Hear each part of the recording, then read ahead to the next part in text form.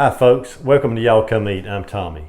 Listen, I've got a close friend whose name is Jimmy May, and Jimmy loves salmon patties. So that's what we're going to make tonight. We're going to make a salmon patty recipe that's so simple, anybody can do it. It's so nice outside, we're going to cook it outside on the Blackstone, but you don't have to. You can cook it in a frying pan on top of your stove. The only difference is you'll need to add about 1/4 of an inch of oil to the bottom of your skillet. I'm going to have to shallow fry these. I can't add that much to the Blackstone without it just running everywhere. So we're going to make these. Now Jimmy's not here to enjoy these, so we'll just have to tell him how good they were. Well, let's get started. Okay, this is all you're going to need. I've got a 1/4 cup of self-rising flour, 1/8 of a cup of cornmeal, a can of pink salmon, an egg. In the same little dish here, I've got a teaspoon of salt and a teaspoon of peppers and a couple of green onions that you're going to dice up. The ingredients will be listed below. Okay, I have opened this can of tuna and I'm going to drain it, but we're not going to throw the juice away. We're going to set it aside because we may need it again before this is over with. We're going to mix all our ingredients together. And we've got to get the right consistency. And if it looks like it's a little bit too dry, then I'll take some of this juice and add it back to the salmon.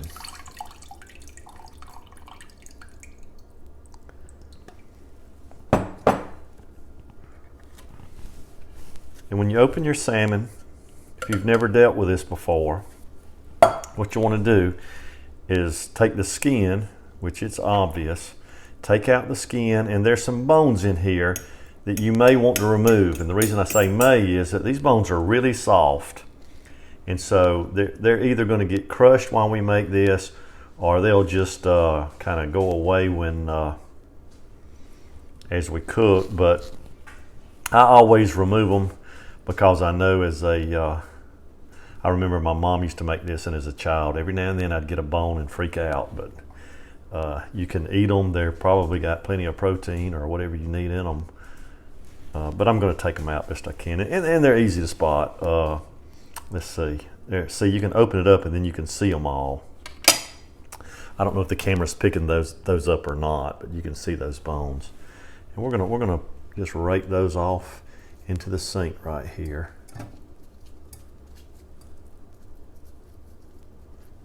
And you can't see what I'm doing. I should do it over the plate.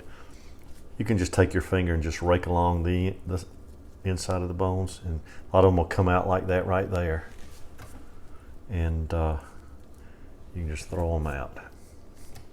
And I won't get them all, but like I say, they're very soft. There's nothing, you're not going to choke on it. All right, once you get all the bones and the skin removed, we're going to put this in a medium-sized bowl, and we're going to add all of our ingredients and mix them up. Like I said, this is a real simple recipe. All right, we've got our 2 teaspoons, 1 of salt, 1 of pepper. And I don't just pour it all in and mix. I kind of put an ingredient in, mix it up, and do each ingredient. It just seems to me to mix better that way. We've got a 1/4 cup of self-rising flour.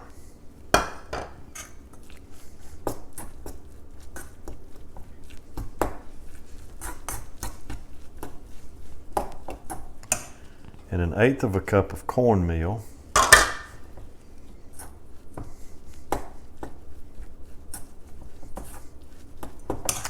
And 1 egg. And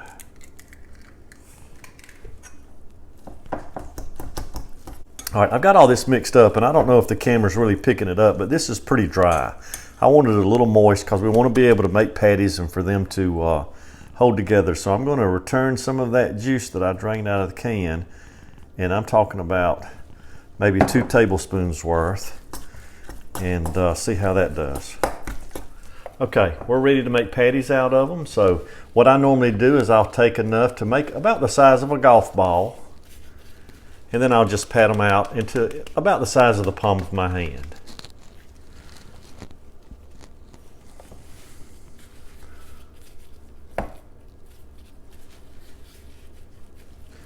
Now, since I'm cooking them on the Blackstone grill, I'm gonna make them a little thinner than I normally would, simply because if I was cooking these in a frying pan, I would have about a 1/2 inch of oil in the frying pan.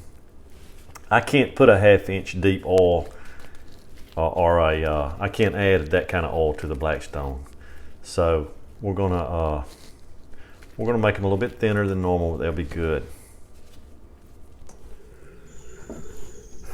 Okay, we've got the grill heated up and ready. So I'm gonna lay a little bit more oil than I normally would on this. And I've only got half the grill heated up. That's all I'll need. The salmon patties are the only things I'm cooking on the grill tonight. Everything else is in the kitchen. All right.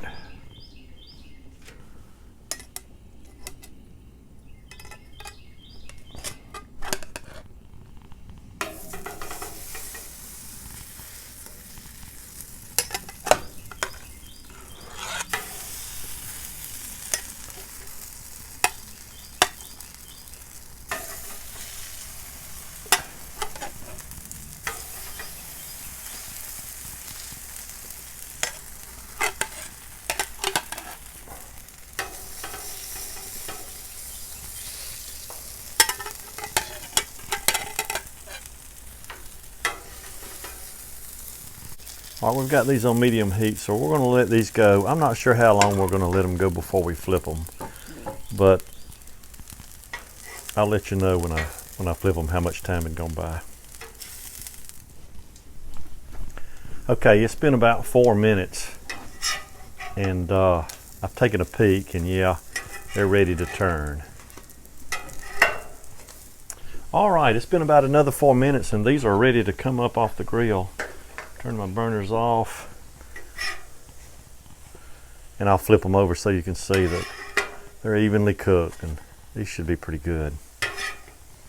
How simple is that?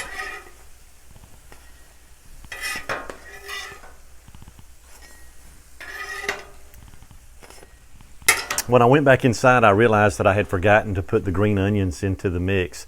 And I had not put them on the grill yet, but I decided to just go ahead and make them without onions. They'll still be good, and I'm sure there's some of you out there that don't care for onions, so feel free to leave those out. All right, there it is. Salmon's on the Blackstone. You can cook these up in your frying pan also, and they'll be just as tasty. And the weather is so nice here in Forsyth, Georgia, that not only did I cook outside, but we're going to eat outside. I've got some macaroni and cheese and butter beans to go with these, and we're ready to eat. So until next time, y'all come eat.